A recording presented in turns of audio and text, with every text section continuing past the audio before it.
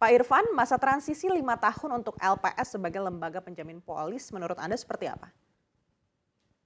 Ya, itu tentu, sudah sangat diperhitungkan oleh lembaga penjamin polis, atau maksudnya lembaga penjamin simpanan, karena pertama bahwa lembaga penjamin simpanan baru pertama kali ini menjalankan fungsi, lembaga penjaminan polis yang menjadi amanat rancangan undang-undang pengembangan dan penguatan sektor keuangan.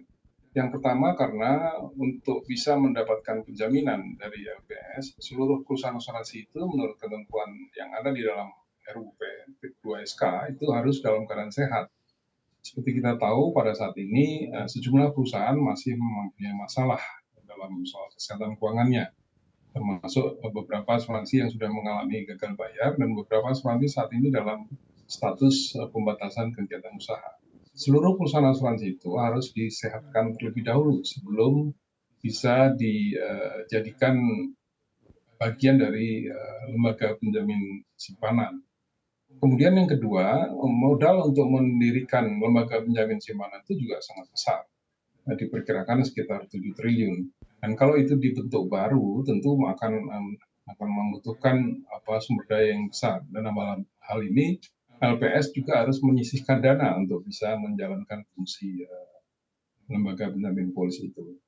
Dan untuk itu mereka harus memperhitungkan kesanggupan dari industri maupun dari para apa, nasabah polis, karena tidak seluruh dari apa yang diasuransikan oleh nasabah itu bisa diganti oleh lembaga penjamin polis yang nanti akan dijalankan oleh LPS itu. Demikian, Mbak. Baik, lalu untuk ke depannya ini seperti apa prospek penjaminan polis ini? Bagaimana jika hanya produk tradisional saja yang ternyata bisa mendapatkan proteksi? Ya, tentu tidak semua jenis asuransi bisa dijamin oleh lembaga penjamin polis ini.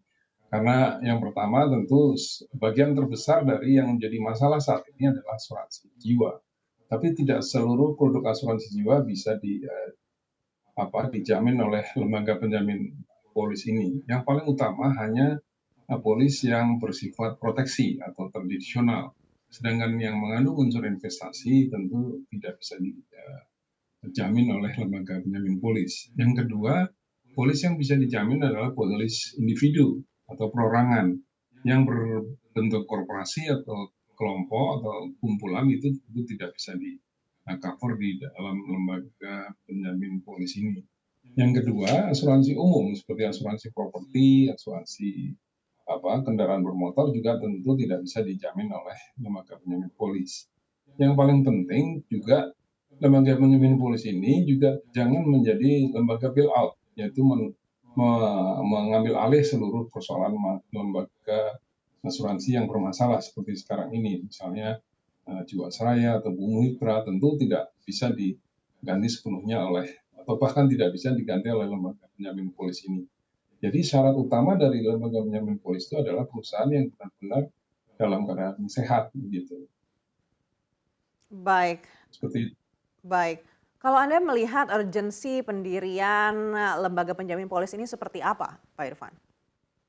ya, lembaga penjamin polis ini sudah menjadi amanat dari Undang-Undang 40 tahun 2014 tentang transparansian di dalam pasal 54 yang mengharuskan dibentuknya lembaga penjamin polis ini dalam waktu 3 tahun sejak diundangkan itu, yaitu artinya kalau Undang-Undang tahun 2014 maka tahun 2017 paling lambat seharusnya lembaga penjamin polis itu sudah terbentuk.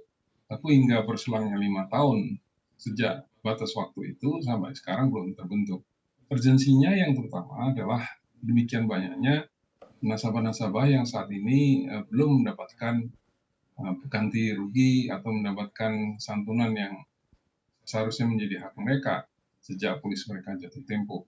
Itu bukan saja perusahaan yang sedang bermasalah saat ini, tapi juga termasuk perusahaan yang mengalami gagal bayar sebelum ini. Dan itu baik perusahaan asuransi yang sudah ditutup maupun yang masih dalam status pembatasan kegiatan usaha, nasabahnya juga semua masih terkatung-katung. Termasuk beberapa perusahaan yang sudah dilikuidasi oleh OJK maupun oleh pengadilan ketika itu juga sampai sekarang tidak mendapatkan apa yang menjadi hak mereka. Jadi baik perusahaan yang sedang bermasalah dan belum mendapatkan penyelesaian, baik oleh OJK maupun pengadilan, dan perusahaan yang sudah ditutup sekalipun, itu nasabahnya semua belum bisa mendapatkan apa yang menjadi hak mereka.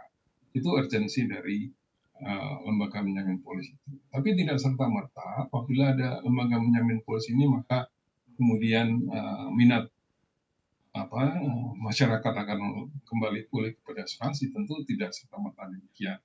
Yang paling penting yang kita sedang hadapi saat ini adalah literasi masyarakat terhadap produk asuransi itu masih rendah, termasuk edukasinya. Literasi itu berdasarkan hasil survei terakhir OJK memang meningkat, tapi masih jauh dari inklusi keuangan. Jadi artinya setiap orang itu menurut hasil survei yang terakhir dari OJK menunjukkan inklusi keuangannya tinggi, sekitar 82% sekian.